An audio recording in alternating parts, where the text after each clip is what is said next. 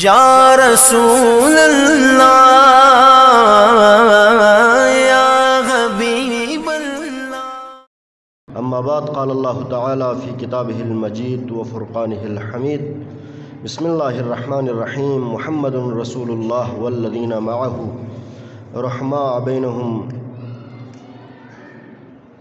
محترم و مکرم علماء کرام اور حاضرین، آپ سب کی خدمت میں سب سے پہلے آج کی اس رات کی مناسبت سے، جو کہ منسوب ہے شب ولادت خاتم النبیین حضرت محمد مصطفیٰ صلی اللہ علیہ وآلہ وسلم اور حضرت امام جعفر صادق علیہ السلام کے حوالے سے، اس کی مناسبت سے میں آپ لوگوں کی خدمت میں ہدیہ تبریک و تہنیت پیش کرتا ہوں۔ دوسری بات، ابھی علماء کی ایک کثیر تعداد یہاں پر موجود ہے، میں کوئی لمبی چوڑی گفتگو نہیں کروں گا۔ جیسا کہ میرے برادر محترم اعجاز غریبی صاحب نے فرمایا کہ ہمارا تعلق مسلک صوفیہ امامیہ نوربخشیہ سے ہے، اس حوالے سے کچھ گزارشات، اور آج کی جو کانفرنس ہے، آج کا سیمینار ہے، وحدت امت کے حوالے سے حضرت میر سید محمد نوربخش کا نظریہ میں آپ لوگوں کے سامنے پیش کر کے تقریر اختتام کروں گا۔ عالم اسلام میں جتنے بھی کلامی فرقے ہیں، جیسے کہ معتزلہ ہے، ماتریدیہ ہے، اشاعرہ ہے، علماء بہتر جانتے ہیں، ان میں حضرت میر سید محمد نوربخش کلامی مذاہب میں امامیہ ہے۔ آپ کا عقیدہ، اسی پر آپ کا ایک رسالہ بھی ہے، رسالہ اعتقادیہ کے نام سے، اس میں آپ امامت پر اعتقاد کو واجب سمجھتے ہیں۔ دوسری بات، جو فقہی مذاہب ہے دنیا میں، بہت سارے فقہی مذاہب معدوم ہو چکے، ختم ہو چکے وقت کے ساتھ، اور بہت سارے فقہی مذاہب ابھی زندہ ہے۔ ان میں سے ایک فقہ نوربخشیہ ہے، جس پر حضرت میر سید محمد نوربخش کی ایک مستقل کتاب ہے۔ حضرت میر سید محمد نوربخش 795 ہجری میں ایران کے شہر قائن میں پیدا ہوئے۔ آپ نے اپنے زمانے کے مشہور فقیہ عالم دین علامہ ابن فہد حلی کے پاس درس حاصل کیا۔ اس کے بعد خواجہ اسحاق ختلانی، جو کہ میر سعید الحمدانی کا داماد اور خلیفہ تھے، ان کے ہاتھوں بیعت کر کے ان کے حلقہ احباب میں آ گئے۔ اس وقت ہماری جو آبادی ہے، ہم کثرت میں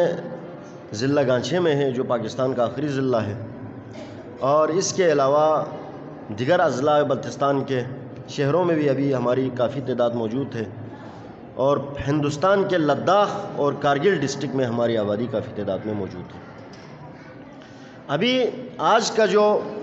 سیمینار ہے، آج کا جو پروگرام ہے، اس کا عنوان ہے اتحاد امت کے حوالے سے۔ حضرت شاہ سید محمد نوربخش نور اللہ مرقدہ اعلی اللہ مقامہ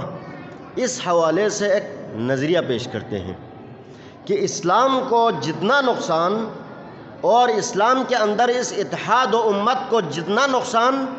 تکفیریت نے پہنچائی ہے، کسی اور چیز نے نہیں پہنچائی۔ یہ تو ہم سب جانتے ہیں،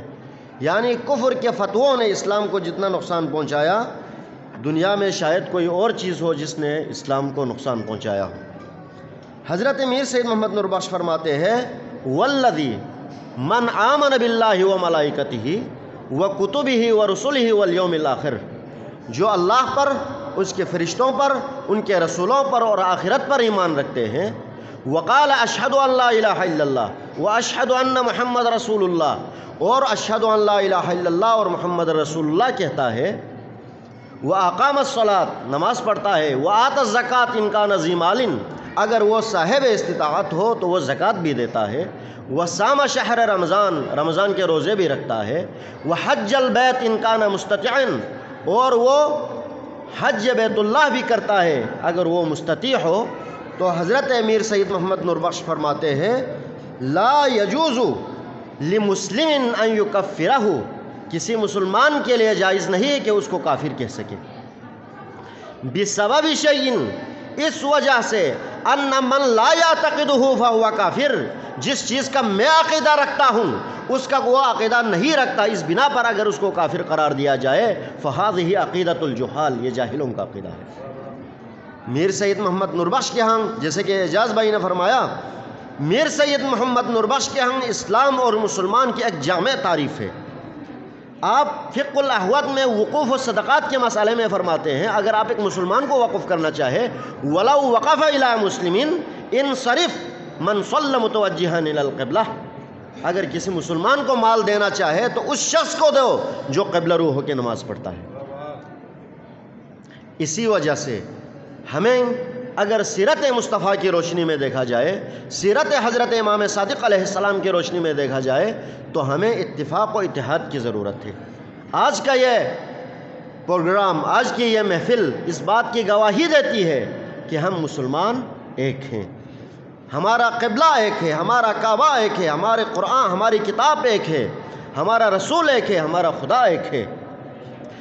ہم اگر اس کے مخالفت میں چلیں، ہم ایک دوسرے کی تکفیر پر اتر آئیں، تو اقبال نے کہا وضع میں تم ہو نصارا تو تمدن میں ہنود، یہ مسلمان ہے جنہیں دیکھ کے شرمائے یہود۔